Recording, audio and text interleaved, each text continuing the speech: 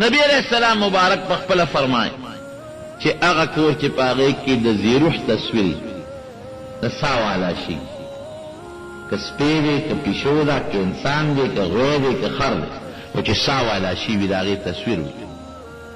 او یا پکې بې ضرورته سپي وي په کور کې. د ضرورت سپی خیر دی ښه، د ضرورت درې قسمه سپي دي. یو دا چې څوکۍ له چا ساتلي، د کور څوکۍ پې کوي، دا خیر دی. دویم هغه چې ګډو چیلو سره ګرځي، د دې ګډو چیلو سره ګرځي، دا خیر دی. او دریم هغه سپی چې ښکار پې کوي. د دې دریو سپو نه ما سوا که یو سړي په کور کې سپی ساتلي وي، د رحمت فرشتې دې کور ته نه ننوځي. د رحمت فرشتې د قهر او د غضب داخلېږي خو د رحمت نه نازلېږي. نو ته سوچ وکړه چې د رحمت فرشتې په کم کور کې نیسه خیر به ومومي. دویم دا که پکې سړی ناجوړه شو او ځان کدنې دی، نو سا خو فرشتې وباسي، نو د رحمت هغه خو نه ګرځي، ځکه بې ضرورته سپی دی.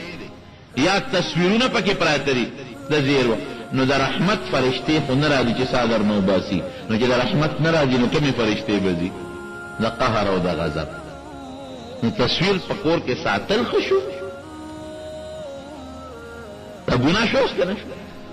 نو په کور کې تصویر ساتل د زیرو. یو سړي به تصویرونه جوړول. حضرت عمر فاروق رضی الله عنه لراغی وزه خو دا عمل کوم. وی کم عمل؟ وی صاحب تصویرونه جوړول.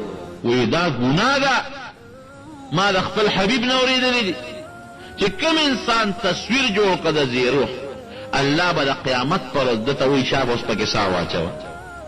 سا خو پکې اچولی نه شي، الله به ونه عذاب ورکوي. نو سړي رنګ بدل شو او یو څو ورځ ویلې وکړو چې دا خو زما کاروبار دی، تجارت کې زه به څه کوم. وایي که خامخا دا شی کې نو د غیر زیروح چې سا پکې دي د هغې جوړه وه، د اونې نقشه جوړه کړه، د بلډینګ نقشه جوړه کړه، دا خیر دی. د پکي شکل جوړ کړه، د جومات نقشه جوړه کړه. خو چې کوم شي کې سا وي د سا د شي تصویر جوړول دا ګناه ده، حرام دی بالکل. په کور کې ساتل حرام دی، جوړول حرام دی، په کیمره ایستل حرام دی، ځان سره ساتل حرام، دا ګناه ده. او د رحمت فرشتې نه ورځي هغه کور ته. یو څیز دی چې د ضرورت ته وخت چې بعض انسان ته ضرورت وي، نو بعضې وخت کې تصویر جایز دی، نیم ورې پوره نه. لکه په دې نوټ ته پاسه تصویر دی. اوس که دا ته وایې چې لکه دا خو تصویر دی جیب کې نه ګرځو، نو سبا کې روپۍ ته ستا ضرورت دی، نوټ ته ضرورت دی، خامخا به جیب کې ګرځې، مونځ به مور سره کې د ضرورت لپاره دا شو. یا شناختی کارت جوړی بې شناختی کارت حج له نشي تللی، یا پاسپورټ جوړی بې پاسپورټه حج له نشي تللی. اوس دا ضرورت شو. نو د ضرورت لپاره بیا تصویر جایز دی، خو هغه تصویر چې نیمې ګورې پوره نه، چې داسې ځای کې دا تصویر پرې شوي وي، داسې ځای کې کټ شوي چې که انسان هغه ځای کې کټ کړي نو انسان ته جمدې نه پاتې کېږي. چې داسې ځای کې تصویر کټي هغه جایز، خو د ضرورت لپاره. کور کې هم ساتلی شي، جیب کې هم بیا ساتلی شي، شناختی کارت کې، ایډنټي کارت کې، یا د نوکرۍ کارت شو مثلا، یا نوټ شو، دا خیر. او ردې نه ما سوا تصویرونه جوړول په واده کې خلک ځان له وباسي په کیمرو باندې. ویډیو کیمرا او فلم جوړ شو، عجیبه نخرې راوتې، ویډیو تصویرونه یا عام تصویرونه د مارونو دا ګناه ده. موږ د چا امتیان یو؟ د نبي علیه السلام مبارک. شیطان موبایل په موبایل کې د ضرورت لپاره، ضرورت لپاره که دې وساته مثلا نو خیر، خو بې ضرورته که داسې نقشې او ډانچې جوړی نو خیر. او د زیروح تصویر دا مکمل ګناه. نو موږ د ښکلي پیغمبر امتیان یو، د هغې په سنته به عمل کوو.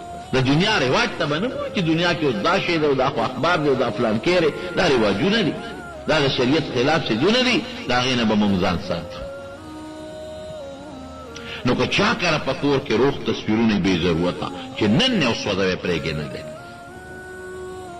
ته وایې دا خو مې د پلار فوټو دی کور کې مې ساتلی دی، دا خو د فلانکي تصویر دی ځان سره مې ساتلی دی، نو خیر پکې څه دی چې راوالې ورته ووایې دا به دې خفه شي.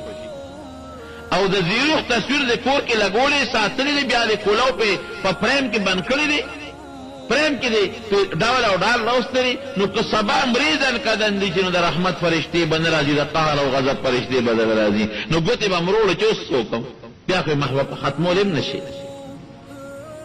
رونو بعضې خلکو په کورونو کې د ډول دپاره د چیلي او د ګټ سرونه د بوسو موسو ډک کړي او ساتلي وي دا هم شته هغې ته هم ضرورت ګناه ده دا نور نقشې مقشې چې د غر دی یا د اونو دا بیا خیر نو بوتان یا تصویر سازی دا